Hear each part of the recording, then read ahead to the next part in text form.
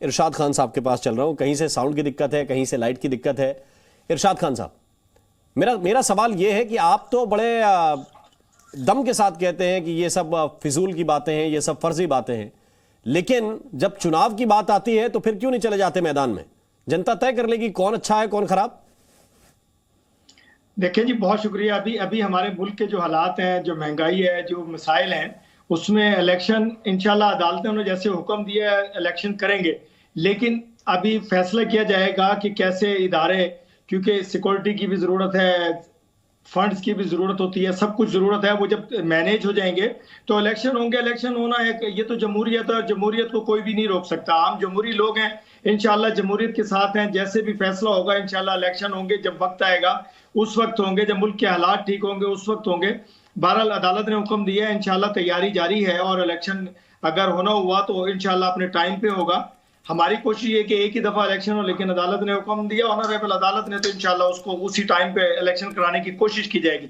दूसरी बात यह है कि अभी आप बात कर रहे थे कि इमरान खान को कोशिश की गई गिरफ्तार करने की। अगर कोशिश नहीं की गई, जब इदारे हमारे इतने मजबूत हैं, अदालतों का हुक्म होगा, जब अगर गिरफ्तार करना होगा तो गिरफ्तारी, अगर पुलिस गिरफ्तारी करने आती तो गिरफ्तार कर चुकी होती। किसी का बाप भी नहीं रोक सकता मेरे इदारों को, मेरी पुलिस को, मेरे किसी भी इदारे को, जो क्योंकि रिट है एक हुकूमत की, वो कायम रहेगी इंशाल्लाह, हर वक्त कायम रहेगी। कोई भी होगा वो एक जैसे हैं। हमारे कानून में सबको बराबर के हकूक हासिल है। ये नहीं कि बकरी चोर पकड़ा जाए, घड़ी चोर बच जाए। जो बकरी चोर की सजा है वही घड़ी चोर की सजा होनी चाहिए। ये कहते हैं कि हमने चोरी नहीं की, आप खुद एडमिट करते हैं कि आपने घड़ी भी चोरी की, आपने बात तो आप भी ठीक चोरी कह रहे की, हैं, आपने खजाना भी खाली 16 किया। अरब वाला घोटाला जो है, जो नैब वाला केस है 8 करोड़ वाला, 8 अरब वाला, उस पर बड़ा कंफ्यूजन है। भाई घोटाले हैं, आप घड़ी चोर पकड़िए, बकरी चोर पकड़िए, लेकिन जो अरबों के घोटाले हैं उनको क्यों छोड़ें? और दूसरी बात, इमरान खान कह रहे हैं कि ये जब से आपकी हुकूमत दोबारा आई है, डॉलर के मुकाबले पाकिस्तानी रुपया 100 रुपए घट गया है, कमजोर हो गया 100 रुपए। तो ऐसे सरकार चलाएंगे और फिर कहेंगे कि जनता आपके साथ आए। वही बात फिर आप कहेंगे कि मैं इल्जाम लगाते हैं, हम लोग इल्जाम लगाते हैं। क्यों? ये जो कुछ बिगाड़ पैदा किया गया, ये पिछले 4 साल में पैदा किया, उसको हम सेटल कर रहे हैं और ये सेटल हो जाएगा ऐसा ऐसा। देखिए अब जैसे चाइना ने हमारी मदद की, बाकी दोस्त हमारे साथ आ रहे हैं। क्यों आ रहे हैं? कि हम भी बुरे वक्त में अपने पड़ोसियों के, अपने दोस्तों के साथ हैं और इंशाल्लाह साथ रहेंगे। हर जगह हम साथ खड़े होंगे। चाइना, तुर्की, हम सब लोग, अमेरिका, तो सब लोग हम साथ हैं। कोई ऐसी बात नहीं हो रहा है। IMF से भी हमारा मुआहदा होने जा रहा है, इंशाल्लाह ये सेटल हो जाएगा।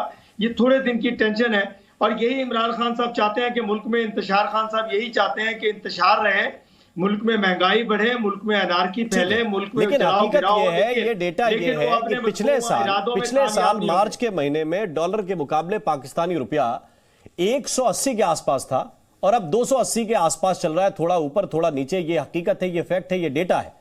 लेकिन इमरान खान, आप चूंकि घड़ी चोरी का आरोप लगा रहे हैं, तो इमरान खान की वो बात भी यहां दर्शकों को सुननी चाहिए जिसमें उन्होंने कहा कि ये तोशा खाना वाला जो केस है वो उनके खिलाफ साजिश है। और एक बार फिर से हम इसी चर्चा पे आएंगे, क्योंकि इमरान खान कह रहे हैं कि ये बहुत ही एक मामूली सा केस है और तोशा खाना में जिन लोगों ने गड़बड़ी की, उनकी गड़बड़ी को नजरअंदाज किया गया, उनके केसेस को खत्म कर दिया गया।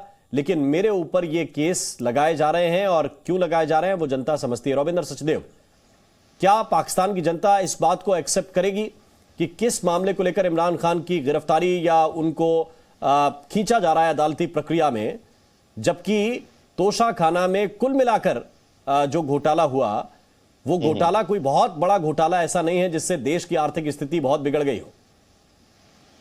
जी हाँ अमीन, देखिए वो तो पाकिस्तान की पब्लिक करेगी और उसमें इमोशंस प्ले करेंगी, पॉलिटिक्स प्ले करेंगी बहुत बड़ा रोल, राइट। पर मैं एक पॉइंट पे आना चाहता हूं, जो भी हमारे कोलीग इरशाद जी बोल रहे थे कि पिछले जो भी हुआ पिछले 4 साल में हुआ, इसका मैं आपको बैकग्राउंड देता हूं। 30 सेकेंड में पाकिस्तान के आज के हालात क्यों हुए हैं।